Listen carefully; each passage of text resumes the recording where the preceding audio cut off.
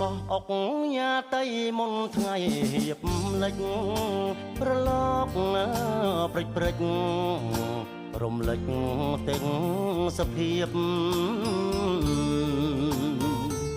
ច័ន្ទចង់បដូរវេនថ្ងៃសែនទុនទៀបចង់កោះស្រង់ព្រៀបដោយសួនបផាកោះសែនមនោរម្យដែលខ្ញុំអាឡ័យបងអុកញ៉ាតៃនិស័យស្នេហា